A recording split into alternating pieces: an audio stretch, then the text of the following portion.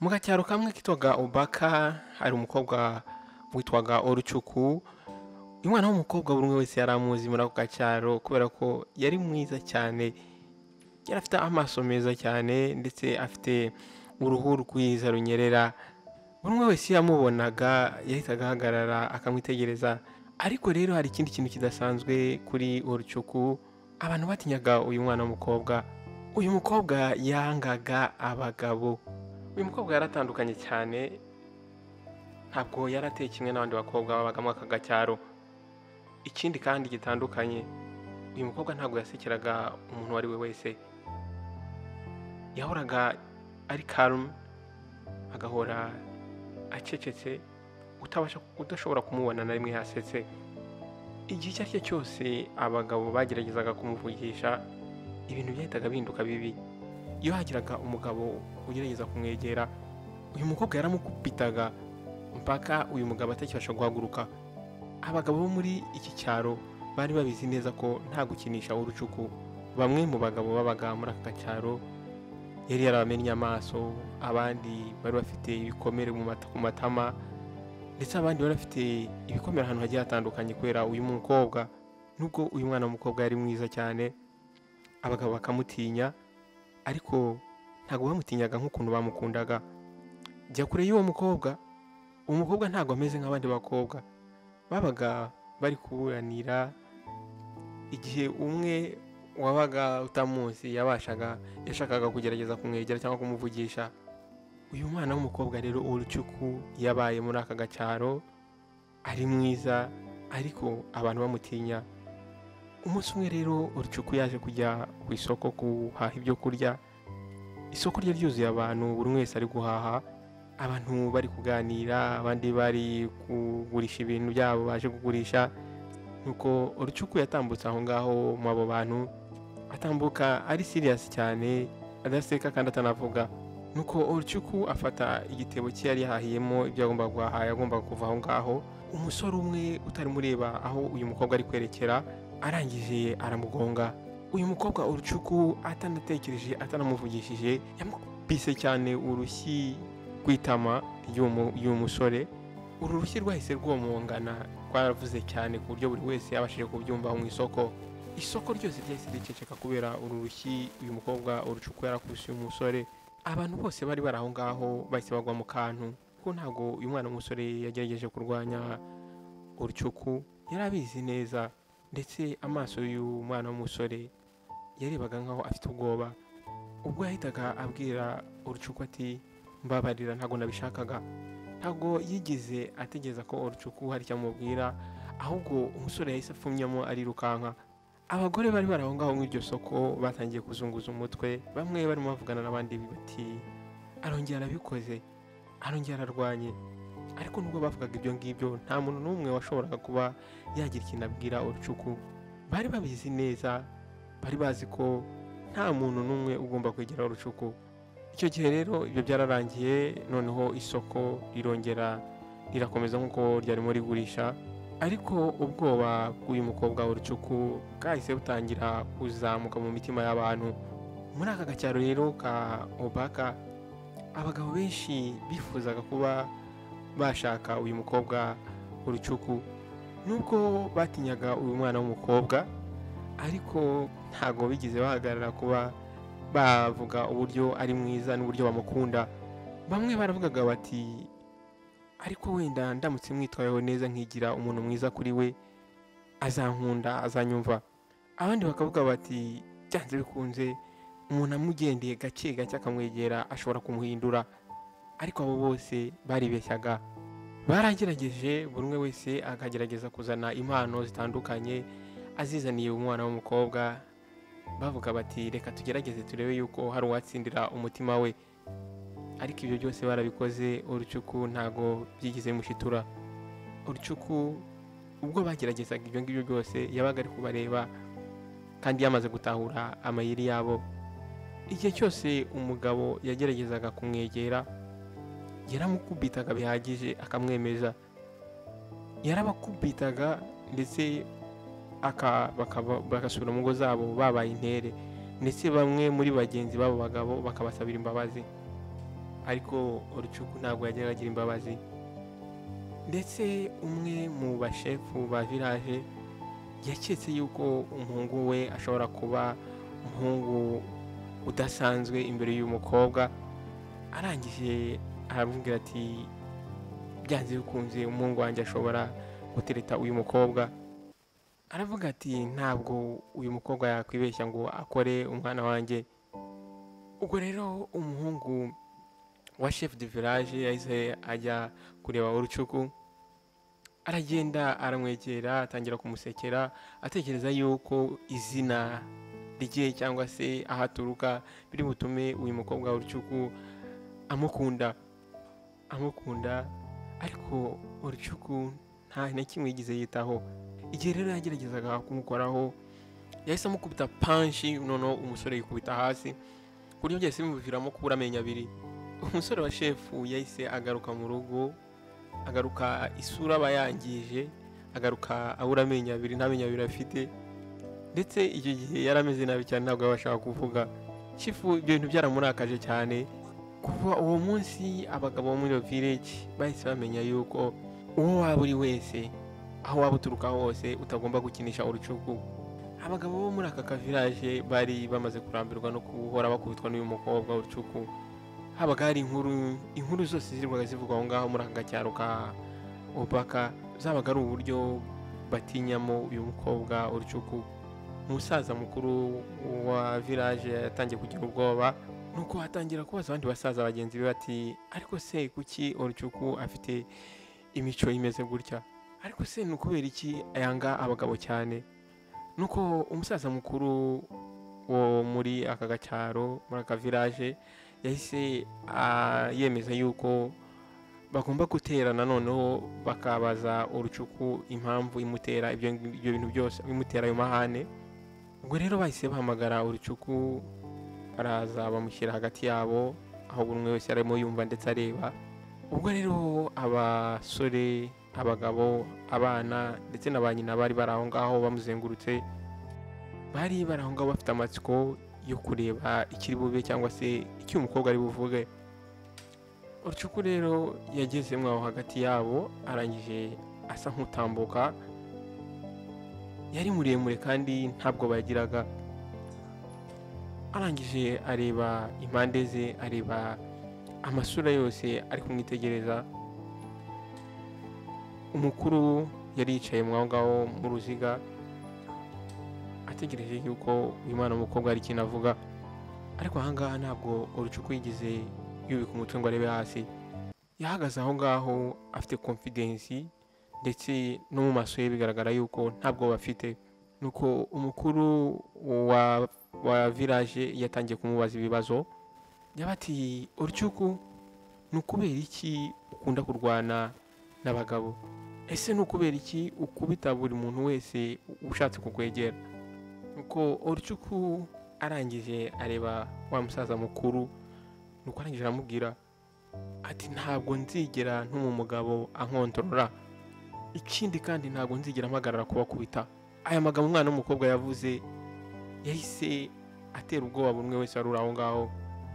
Buri umwe wese aho ngaho yatangiye kuvugana n'undi, batangira guhwihwisa, ntabwo biyumvishaga impamvu Orucuku avuze mu magambo. Nuko umusaza arangije aramubwira ati ariko se ni ukubera iki? Ese ni iki gituma umera gutya Orucuku? Ariko aha ngaho Orucuku ntabwo yigeze abisobanura. Icyo gihe rero umukuru w'agacyaro yahise amureka arigendera, ariko bava aho ngaho nta gisubizo babonye ndetse nta n'umwanzuro bafashe.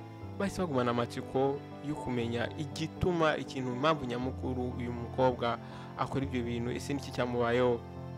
Ariko uyu mwana w'umukobwa yagumanye ibanga muri we, ararihisha ntiyarivuga. Buri umwe wese rero yahise asubira mu rugo rwe, ariko bagenda bose bavuga bahwihisa, bavuga bati uyu n'umukobwa ntabwo asanzwe. Nuko rero mu kagoroba kamwe Orucuku yahise ava aho yabaga, noneho arajya kuvoma amazi. Icyo gihe izuba ryari ricanye cyane.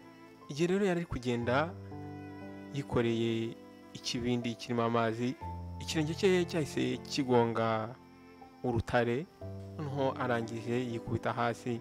Ikindi kandi ikirenge cye nacyo cyahise cyangirika. ubwo rero Orcuku yatangiye kumva ububabare ndetse atangira kugerageza ngo ahaguruke. Umuhinzi rero wari uri aho hafi ye aho ngaho yabonye ibyabaye, yahise ava mu murima yari arimo aza yirukanka agira ngo afashe uyu mukobwa Orcuku. Igihe rero uno mugabo yahise aza yirukanka atangira guhambira aho yari yakomeretse kugira ngo adakomeza kuva amaraso, ariko Orcuku ntabwo yigeze abyiyumvisha ibyo bintu, ahubwo yatekereje yuko uno mugabo atekereza yuko uno mugabo arimo kugerageza gushaka kumwiyegereza ndetse no kumuprofita. Orcuku yahise amukubita punch yo mu maso, amaze kumukubita punch yo mu maso noneho aravuga ati nta soni ugira wowe uratinyuka kunkoraho. Atangira gusakuza, amaso ye atangira kuzamo umujinya mwinshi. Nuko uyu mugabo w'umuhinzi wari uciye bugufi arangije afata ku isura atangira kumusobanurira, ati njyewe nari ndimo ngerageza kugufasha, ariko ahangaha Orcuku ntabwo yigeze abyumva. Uyu muhinzi rero ntabwo yigeze agerageza gushaka kurwana n'uyu mukobwa, kubera yuko muri iyi village ya Baka ntabwo abagabo bajya barwana n'abagore. Icyaba cyose, impamvu izo arizo zose, ntabwo umugabo yemerewe kuba yarwana n'umugore. Ubwo rero umuhinzi yarahagurutse gake gakeya, isura ye yamaze kwangirika, nuko arangije ava aho ngaho aragenda. Inkuru ya Orcuku noneho yatangiye gusakara aho ngaho muri village hose. Abagore bandi bakavuga bati yakubise umuhinzi wari urimo ugerageza kumufasha. Imyitwarire y'uyu mukobwa Orcuku yatumye buri umwe wese amumenya ndetse buri umwe wese aramutinya. Nubwo ibyo byose byabagaho, ntibyigeze bituma abantu batakomeza kubona ubwiza bw'uyu mwana w'umukobwa. Yahoraga ahagaze mu mbaraga ze ndetse no kwiyumva. Nta mukobwa n'umwe nka Orcuku wari warigeze uba hano muri aka gacyaro. Umuhungu w'umwami rero yaje gutekereza avuga ati byanze bikunze uyu mukobwa ngomba kumutsindira. Icyo gihe rero Prince yatangiye kujya asura Orcuku ndetse amushyiriye n'impano zitandukanye, amushyiriye imyenda myiza, imbuto ndetse n'imikufi myiza cyane. Ariko iki gihe Orcuku ntabwo yigeze amwangira, ariko nanone ntabwo yigeze amwereka yuko amwitayeho. We yagumye abitwaye nk'ibisanzwe, aguma amureba ndetse areba buri kimwe cyose uyu mu Prince ari kugerageza gukora. Icyo gihe buri umwe muri ako gacyaro ntabwo yigeze abyizera, babonye ari ibitangaza, bavuga bati ntabwo byumvikana uburyo Prince ashobora guhindura uyu mukobwa. Umunsi umwe rero Prince yaje gutumira Orcuku kugira ngo batembere. Icyo gihe wari umunsi mwiza, wabonaga ko hari agakirima keza. Igihe rero bari kugenda, Prince yatangiye kwiyumvisha ko byanze bikunze Orcuku yatangiye kumukunda. Atangira gutekereza muri we ati igihe cyose tumaranye ntabwo yigize ansunika cyangwa se ngo anyange cyangwa se ambwire nabi. Muri uko kwiyumva rero kwa Prince, ahangaha yakoze ikosa rikomeye cyane. Arangije afata ukuboko k'uyu mukobwa Orcuku, yibwira yuko ari akajeste, ari akantu kari romance, ari akantu kari gentle akoze, ariko kuri Orcuku ntabwo ariko yabitekerezaga. We ku giti cye yahise yumvisha ko Prince ari kugerageza kumukontorora. Muri ako kanya Orcuku yahise ahinduka, amaso ye yahise atangira kuzamo umujinya. Mbere y'uko rero Prince hari ijambo na rimwe abasha kuvuga, umukobwa yahise amwataka. Arangije amukubita punch ya mbere mu gatuza, arangije amukubita indi nanone mu isura. Prince ubwo rero yatangiye kugerageza kwirwanaho, ariko Orcuku yari akomeye kandi yihuse cyane. Ntabwo yigeze ahagarika kumukubita kugeza igihe Prince yashize imbaraga aguma hasi. Noneho icyo gihe Prince yatangiye kufuruta, atangira kuva amaraso. Abarinzi ba Prince bari baraho ngaho bahagaze, baje birukanka kugira ngo bamufashe bamutabare. Uko barangije bafata Prince baramuterura baramujyana, dore ko atabashaga no guhagarara. Yari yamukubise, yamwangije, isura ye yari yangiritse ndetse n'amaguru ye, umubiri we wose yari yawukubise. Hasi amufata rero baramwirukankana bamujyana ibwami. Igihe rero amakuru yari amaze kugera mu gace hose, abantu ntabwo babasha kubyemera. Batangiye kuvuga bati Orcuku yakubise umwana w'umwami. Baravuga bati ntabwo bishoboka, nta muntu n'umwe hano muri aka gacyaro wigize anarota kuba yazamura ibiganza bye ku mwana w'umwami. village yose yahise igwa mu kantu, nubwo bari bazi yuko Orchuku ateye ubwoba, ariko ntago batekerezaga yuko ashobora kujya kwataka umuntu w'ibwami. Agace kose katangiye kubigira ikiganiro, barimo bibaza bati ese niki umwami ari bumukorere, biri bugende gute? Igihe rero prince yarageze ibwami yakubiswe atabasha kugenda, umwami yahise arakara cyane, nuko arangije avuga ati ninde ushobora gutinyuka gukorera ibintu nk'ibi umwana wanjye? Abari barinze umuhungu we ndetse n'abakora aho ngaho ibwami batangiye gutitira, ariko bose bari babizi neza ko ari Orchuku, kubera yuko nta muntu n'umwe muri aka gace ushobora kubasha kuzamura ukuboko kwe ku mwana w'umwami. Icyo gihe rero umwami yahise ategeka yuko bagomba kuzana Orchuku ibwami. Ubwo akivuga iryo jambo ryahise risakara aho ngaho mu gace hose, buri umwe wese yahise ava ahari arirukanka ajya ibwami kugira ngo bajye kureba ese niki kiri bube nibamara, niki bari bukorere uyu mukobwa Orchuku. Baje kumva ese Orchuku ari busobanurire iki umwami. Nuko rero aho ngaho ibwami hari huzuye abaturage bo muri ako gace, bose bategereje yuko umukobwa utagira ubwoba agera aho ngaho. Igihe rero Orchuku yaragaragaye aho ngaho, yaraje arangije yinjira ibwami. Abari bari aho ngaho rero batangiye kumwitegereza bavuga bati byanze bikunze ahangaha agomba kugira ubwoba, ariko iki gihe Orchuku nta bwoba yari afite. Yaraje ahagarara imbere y'umwami, dore ko yari muremure, afite amaso asa neza cyane kandi afite confidence. Nuko igihe umwami yari yicaye rero mu ntebe ye, arangije areba Orchuku n'uburakari bwinshi, nuko yabati ni ukubera iki watatse umwana wanjye? Yabajije Orchuku, ijwi rye ryahise ryajyaga mu bikuta by'ibwami rikongera rikagaruka, kumva ko ari ijwi riri strong, ndetse abantu bari baraho bose batangira guceceka, batangira kugira ubwoba bati umwami yarakaye. Ariko Orchuku ntabwo yigeze ahinduka ku kanya. Orchuku nta kintu byamukozeho, yarahagaze aho ngaho araceceka, ndetse ubona ko mu maso afite uburakari bwinshi cyane.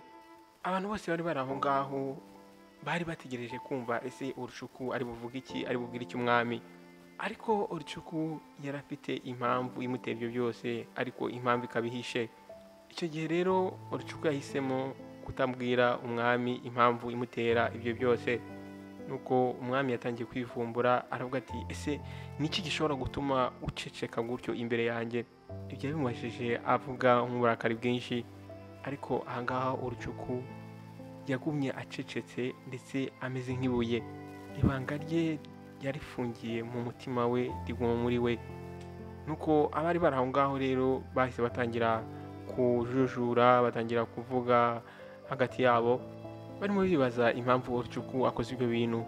Kuva icyo gihe rero impamvu ya Orchuku yahambwe cyangwa se yagumye mu mutima we. Nuko rero umwami yahise yongera aragerageza, atangira guhatiriza Orchuku, aramubaza ati ese ni ukubera iki wambabarije umwana? Nuko umwami arangije aramubwira ati vuga vuba cyangwa se uhure n'ibibazo bikomeye cyane. Ako kanya Orchuku umutima we watangiye kuremera, ku buryo noneho atabashaga kwifata. Ukuntu ubudahangarwa bwa Orchuku bwahise butangira kugabanuka, ndetse abaturage bari aho ngaho babashije kubona ikintu kidasanzwe batari bigeze babona kuri umwana w'umukobwa. Amarira yatangiye gushoka mu maso y'umwana w'umukobwa, ndetse ijwi rye ritangira gucika intege. Ubwo yatangiraga kuvuga yabati papa wanjye, umugabo wagombaga kuturinda ntabwo yari umuntu mwiza. Ijwi rye ryari riri hasi cyane ndetse ababaye. Abaturage nabo bari bari aho hafi ye baciye bugufi, bacecetse biteguye kumva ibyo ari bubabwire. Orchuku amaso ye yari yuzuyemo amarira, ubwo yari arimo agerageza kuvuga inkuru mpamo yari yarahishe muri we igihe kirekire.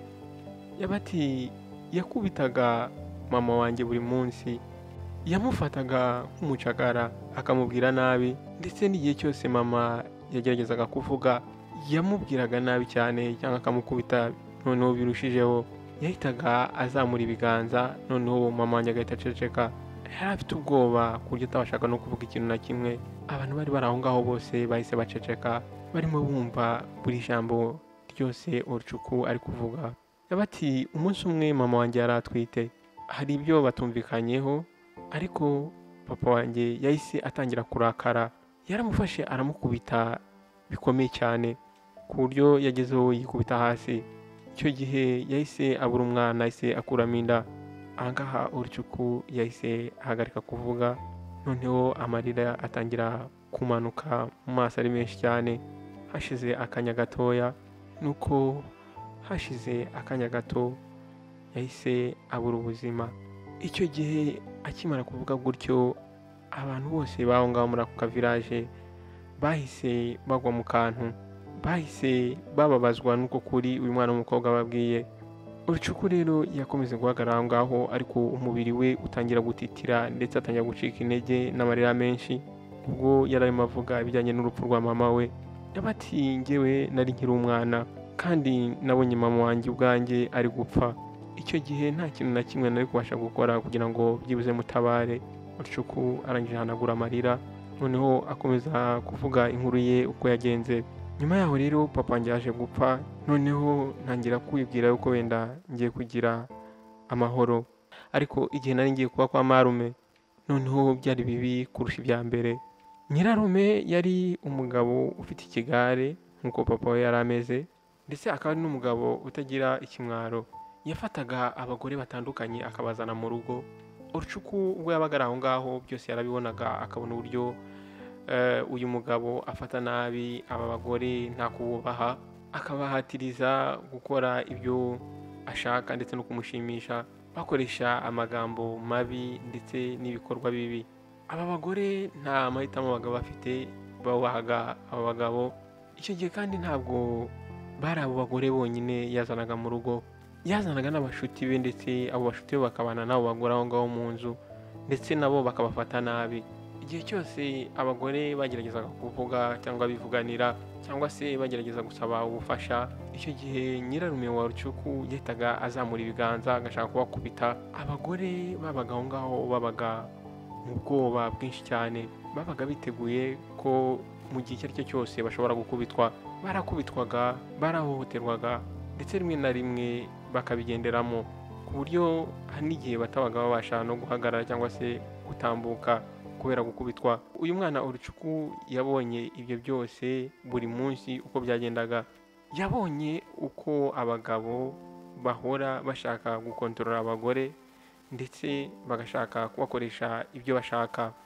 Yabonye uburyo abagabo igihe icyo ari cyo cyose baba bashaka kugerageza gukontorora abagore ndetse no kubereka ko babarenze igihe cyose bari kumwe nabo. Ntabwo abagabo bajya bita ku bagore babo, nta kintu na kimwe baba bitayeho, ahubwo bakoresha imbaraga zabo kugira ngo babikemo ubwoba abagore.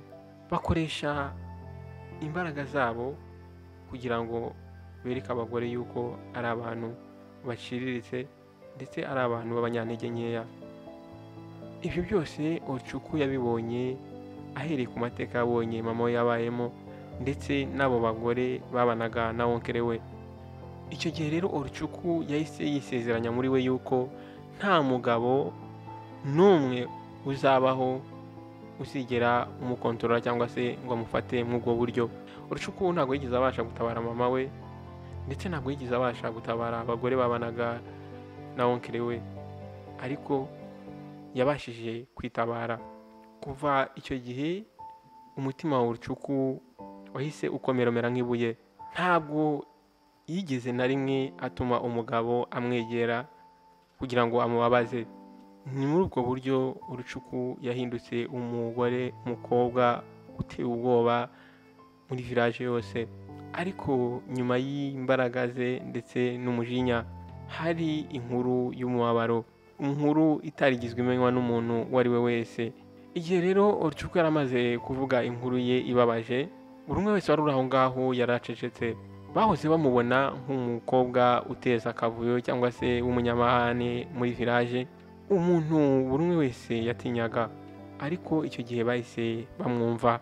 Urucuku ntabwo yarwanyaga abagabo abarwanyiriza ubusa, ahubwo yarimo yihagararaho. Yari afite ubwoba bwinshi cyane ndetse no kubabara ku mutima bitewe n'ibyo yari yarabonye ubuzima bwe bwose.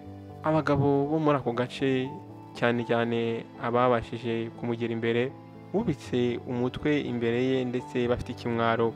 Bamwe muri abo bagabo bari bafite ndetse inkuru zijya gusa n'izo ngizo zo gufata abagore babo nabi, ariko bahise basobanukirwa uburyo ibikorwa byabo bibi bishobora gutuma abantu bakuramo ububabare bukomeye.